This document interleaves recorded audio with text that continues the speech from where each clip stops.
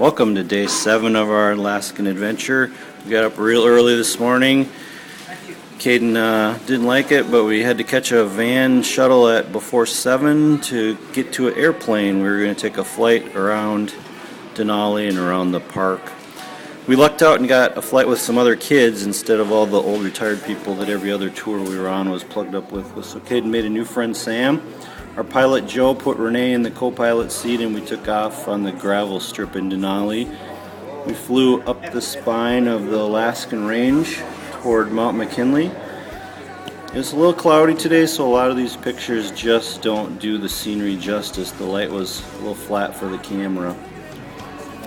But it was spectacular views, awesome flight through the park. We got to see where we drove the day before into the park. We got to see glaciers from above and mountain ranges from above and river valleys from above.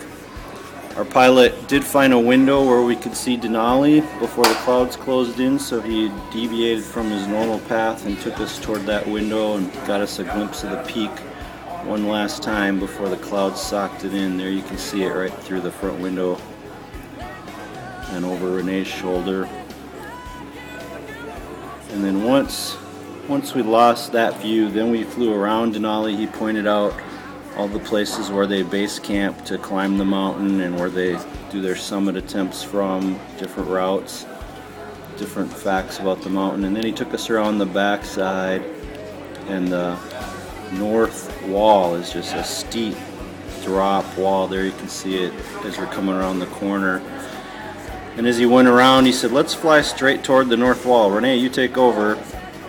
We flew right at the north wall for quite a while. He told us we're going 200 miles an hour, and then he didn't scare us too bad. It was just awesome looking at it, and then he turned away. He said we were a quarter mile away when we turned, but those snowdrifts that look like they're 10 feet high are really hundreds of feet high. Then we finished our flight back, looking at, again, the park around the mountain and all the stuff we'd seen the day before. And again, these pictures just don't do it justice. The flight was really a fun view that you can't see from these. Caden had a blast. The two 10-year-olds, Sam and Caden, played in the back of the plane and watched outside. There's lots of different mountain formations and different things to look at. It's just not all the same. Tons of exciting stuff.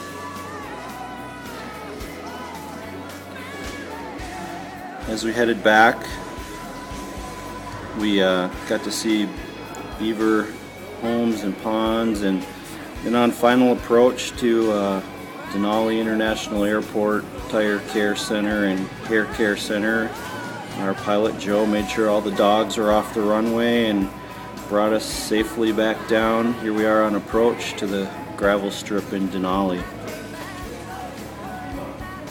It was a super smooth flight. Joe said that there was no wind, it was cloudy, so there were no thermals. He said that not all the flights were that smooth. Renee was super thankful that we had such a smooth flight, and even Joe commented that we were incredibly lucky to get such a smooth flight. Usually we're bounced around a lot more flying over those peaks and ridges. So that was our excitement for the morning. It was an hour-and-a-half flight. I synthesized it down here to a couple minutes for you, and then we boarded the These last couple shots are from the gift shop. I can't take credit for these awesome photos, but it does remind us of how beautiful this place can be and makes us really want to come back and chase this kind of light and get some pictures.